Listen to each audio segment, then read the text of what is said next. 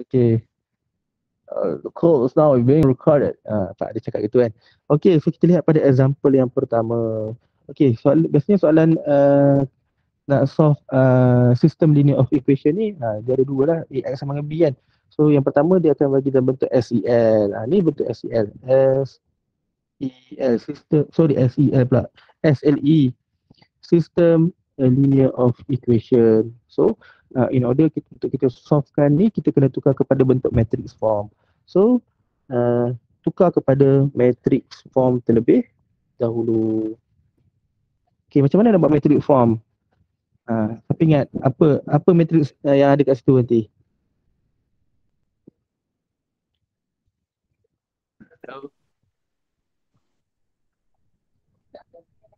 Apa matrix form yang terbentuk dekat sini?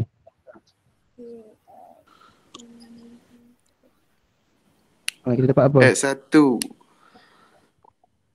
S2 1 tu negatif 1 2, betul? 1 negatif 1 2, betul? Okey, Betul. lepas tu 1 negatif 1 negatif 3. 2 3 1. Semua saya keluarkan dia punya entry ni kan. Okey, so saya dah keluarkan entry dia. So sekarang ni kita lihat perwakilannya bukan XYZ tau. Perwakilannya adalah X1, X2, X3. So dekat sini jangan awak tulis XYZ pula. Kita ikutlah dia punya soalan. X1, X2, X3. Faham tak? Okay, Faham. Okay. Bersamaan dengan B. B adalah 3, negatif 11 and then 9. Betul tak? Okay. Betul. So kita dapat tu. Okay. Okay. So kita dah dapat bentuk ni. Kita tahu ini adalah matrix. Kita boleh label sebagai A lah. A. Yang ini adalah X. Yang ini adalah B. Tapi X kita bukan X, Y, Z dalam ni. Dia guna X1, dia guna X2, X3. So bermaksud ini kolom untuk X1, ini kolom untuk X2, ini kolom untuk X3. Okay. So kita follow step yang dah disuggestkan kepada kita tadi. Iaitu first step, kita kena buat apa tadi? Cuba tengok nota kat atas. Kita kena cari determinant of A dahulu. So kita kena cari determinant yang ni dulu. Cari determinant yang asal dia dulu. So saya cari determinant. Macam mana cari determinant? Kita boleh guna any row, any column. Okay. So saya boleh guna any row, any column. So let's say nak cari determinant A ni, saya gunakan row yang pertama. Okay. So bila guna row yang pertama,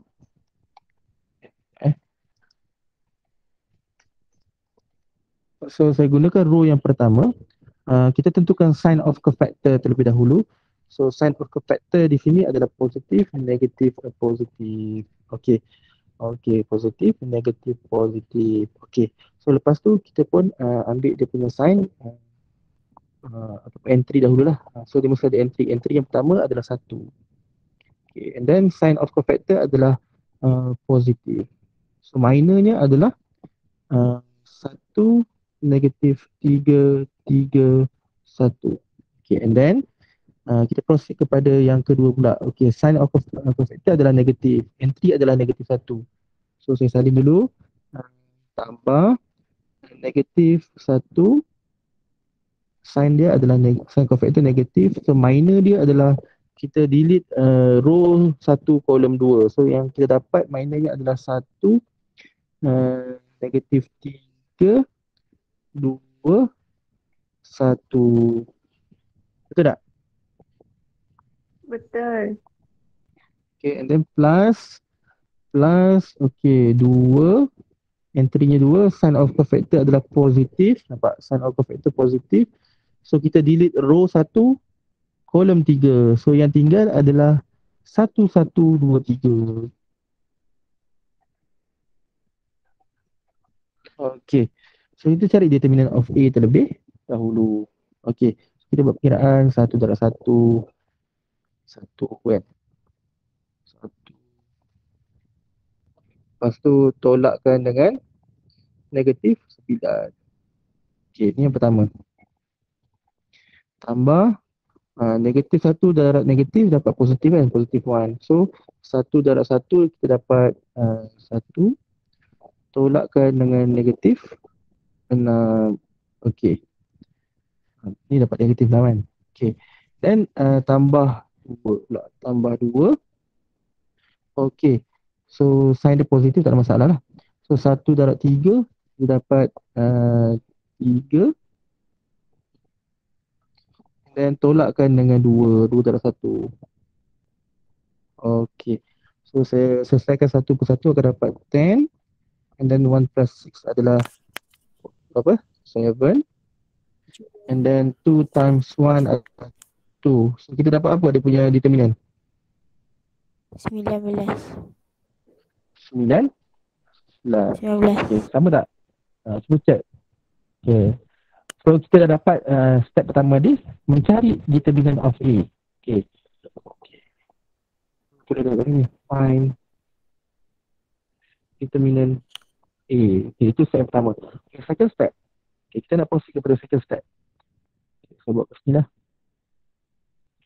Okay. Second step. Okay. Second step apa dia guys? So kita kena gantikan untuk setiap kolom tu kan. Untuk X1, X2 dengan X3. Kalau X1 kita gantikan pada kolom 1. Betul tak? Okay. Boleh tengok kat sini kalau lupa. Okay, nampak? Kita akan cari X1, X2 dan juga X3. Okay, so second step kita kena gantikan mengikut kolom. Okay. So saya nak cari apa dahulu? Saya nak cari X1 dahulu. So X1 mana kolom dia? Ni kan? Ni kolom dia. So saya akan replace kolom ni dengan B1, B2, B3 ni. Okay. So ikut formula Cramer's rule tu kita kena gantikan. Kita kena cari determinant kat atas ni. So saya bukan buat bracket tu, saya buat line tegak. So pada kolom pertama tu saya replace dengan 3, negatif 11, 9. Okay. Okay. So pada tempat lain kita salin semula matrik asal tu. So negatif 1, 1, 3, 2, negatif 3, 1. Okay. 2, negatif 3, 1. Okay. So ini determinant yang dah digantikan pada kolom pertama. Bahagikan dengan apa? Bahagikan dengan determinant of A. Determinant of A kita dah kira dia kan? Determinant of A kita dah kira tadi. Okay. So sekarang ni guys, apa yang you boleh buat untuk dapatkan ni, kena dapatkan determinant untuk matrix yang baru ni. Sebab kita dah gantikan kolom pertama tu dengan B1, B2 dan B3. Itu untuk X1. Okay, tak apa. Saya buat, kita buat dulu dia punya formula. Lepas tu baru kita kira. Okay, macam mana nak cari X2? Okay, X2 pula. Okay, so saya akan buat determinant. Okay, so sekarang ni kita nak cari kolom 2, X2. So mana kolom 2? So kolom 2 yang ni. Ini kolom 2. Nampak tak? Ada negatif 1, 1, 3. So bermaksud pada kolom kedua tu saya akan gantikan dengan B1, B2, B3. So untuk kolom 1, kolom 3 tak berubah. So kita ambil matrik asal. So dia akan dapat 1, 1, 2. Tapi pada kolom kedua kita akan gantikan dengan 3, negatif 11, 9. Okey. Okey, lepas tu kolom ketiga pun tak berubah iaitu 2, negatif 3, 1. So kita pun tutup bracket. Okey. So bahagikan dengan determinant of A. Okey, betul tak? Boleh ke tak cakap dia? Boleh sah. Okey, agak-agak X3 akan jadi apa? Kita kena gantikan pada kolom yang keberapa? Ketiga. Pada kolom? Pada kolom ketiga. Okey, pada kolom ketiga, so bermaksud yang ni tak berubah lah. Kolom 1 dan kolom 2 tak berubah iaitu 1, 1, 2. Oh, saya silap tulis. Yang ni warna hijau pula tadi. Patut warna biru sebab dia tak berubah. 2, negatif 3, 1 tadi kat sini. Okey. So 1, 1, 2, kolom 1, kolom 2 tak berubah. So negatif 1, 1, 3. So yang berubah hanya kolom yang ketiga. Kita akan gantikan dengan B1, B2 dengan warna hijau. Itu 3, negatif 11, 9. So kita tutup. Okay. So bahagikan dengan determinant of A. Okay.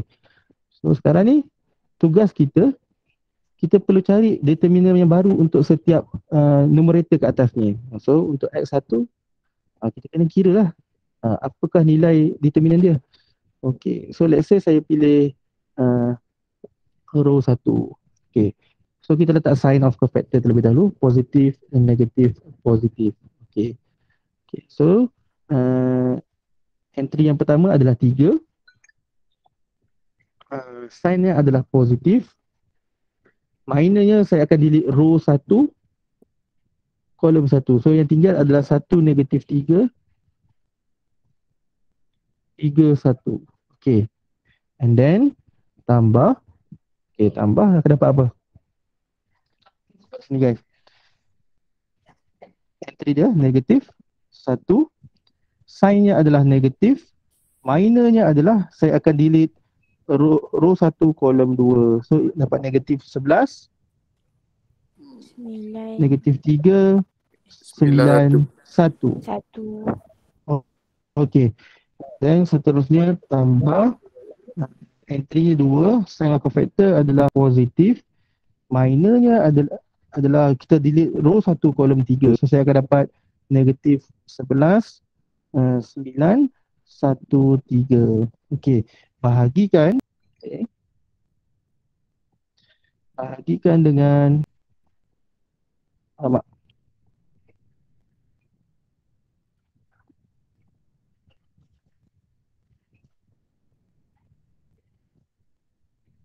Determinant of A. So determinant of A kita dah kira tadi, iaitu ini kita dapat 19. So bermaksud kita kena bagi dengan 19 nanti. So kita selesaikan pengiraan pada numerator terlebih dahulu. Okay. So 3 darab 1 tolak dengan negatif 9. Betul tak? Okay, sekarang ni untuk yang kedua, negatif darab negatif akan dapat positif 1. So dia akan jadi positif lah. Positif, okay, in bracket, negatif 11 minus with negative 27. Okay. And then plus 2. Okay. Okay. Ni plus 2. Negatif 33. 11 darab 3. Negatif 33. Minus with 9. So over dengan 19. Okay. So kita kira dapat apa kat atas tu? 3 darab 10 tambah apa ni, 27 tolak 11 berapa? 7, 1, 6, 16 tak? Betul? 16 tambah negatif 33 tolak 9 dah berapa? Negatif 42. Darat 2 apa? Darat 2 dapat apa? Darat 2 84. Negatif 84 So negatif 84. Okey. Okey, bahagikan dengan 19. Okey, kira. Dapat 46 tolak 48 buat apa?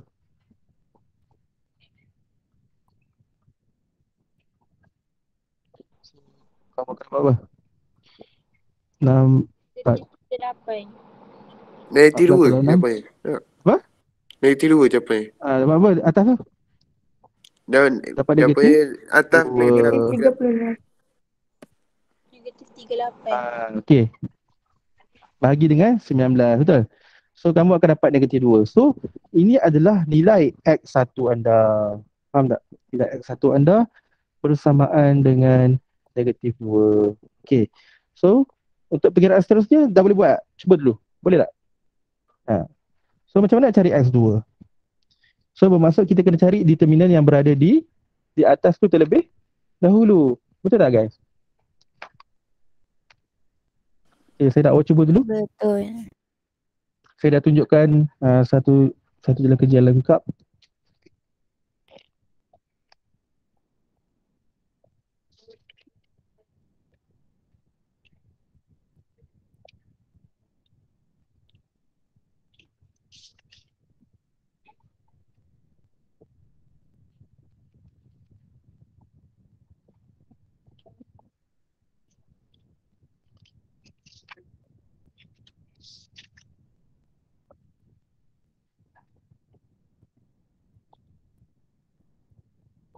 Okey, X2 ada yang dapat tak? Apa pengiraan dia?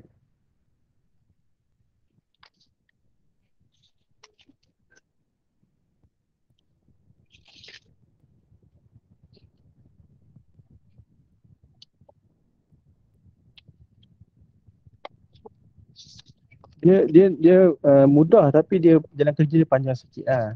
Okey.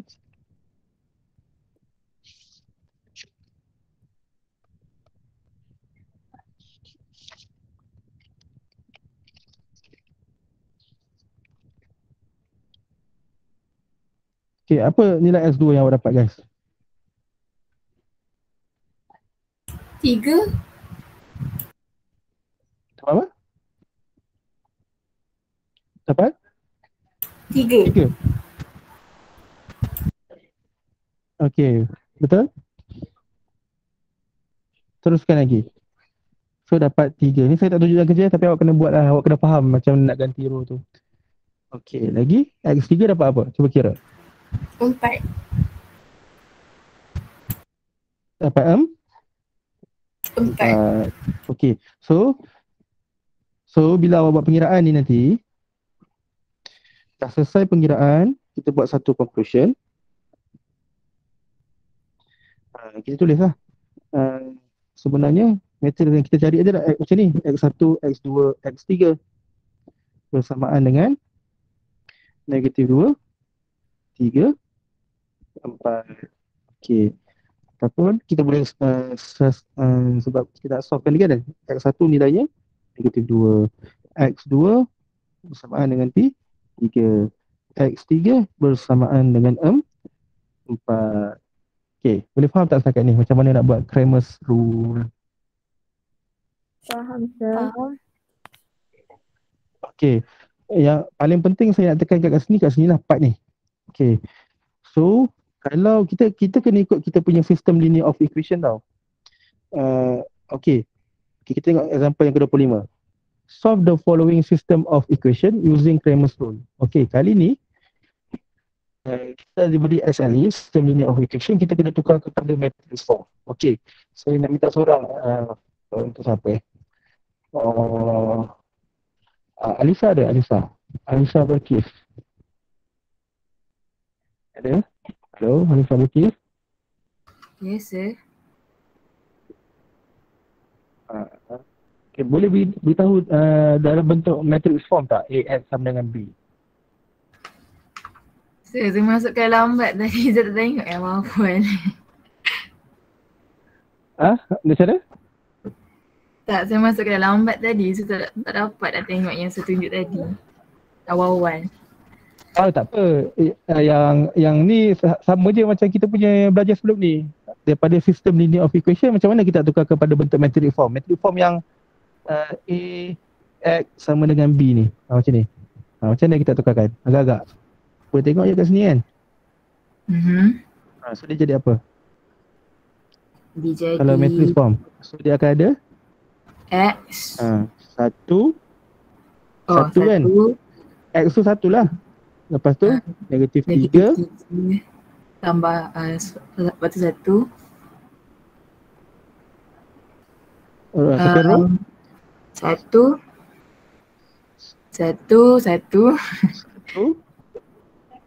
Okay.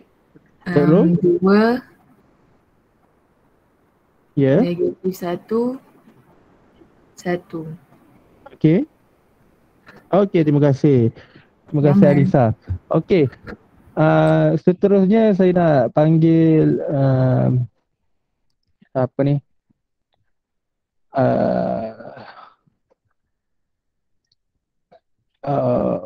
Semalam apa dah panggil? Lupa dah tadi. Siapa yang tak pernah panggil nak saya sebut nama dia? Okay, nama ni unik. Karina Rosalie. Okay. So, bila kita dah dapat A, so kita nak cari X. X kita apa kat sini? Karina? Oh, Karina. Karina Rosalie, are you there? Cakap. Saya nampak mic awak dah buka.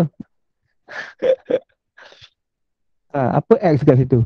Okay, boleh tengok. Kita boleh compare dengan yang sebelum ni. Kalau tadi, dia X1, X2, X3. Agak-agak yang kat sini apa?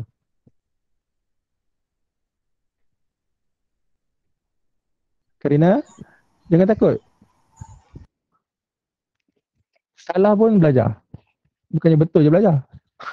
Okey, ada member tolong. Fizatul Aina tolong. So kat sini kita guna X, Y, Z. Macam mana tahu dia X, Y, Z ke X1, X2, X3? Kita tengok perwakilan dekat sini. So nampak tak kat sini X, Y, Z. Nampak? X, Y, Z. So kat sini pun akan jadi X, Y, Z. Macam tadi kat atas, dia adalah X1, X2, X3. Bezakan Okay. So, B kita apa B? B kita. Nak tengah tahu juga ni korang ni. -12, kosong, -8. Okay, thank you. Siapa ni nama? Siapa yang selalu respon ni saya akan ingat nama dia. Saya bagi markah PB dia lebih sikit lah. -12, kosong, -8. Okay. So ini adalah B. Siapa nama dia? Izzah Izzah binti Syamsuddin. Okay, saya ingat. Yes, sir. Okay. AX sama dengan B. Okay. So kita tukar kepada bentuk matrix form. Ini adalah langkah pertama lah. Okay, and then kita perlu cari apa? Untuk menggunakan Cramer's rule. Kita kan nak gunakan Cramer's rule nak dapatkan X, Y, Z ni.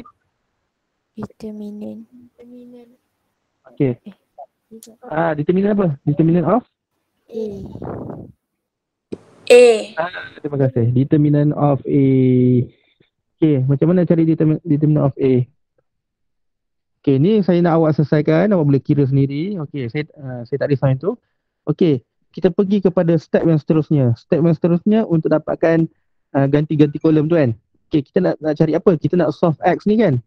So bermaksud bila nak solve X ni, kita nak dapatkan value of X, Y dan juga Z. Okay, so which column adalah X punya? Ni kolom 1 adalah X. Y adalah kolom 2. Z adalah kolom 3.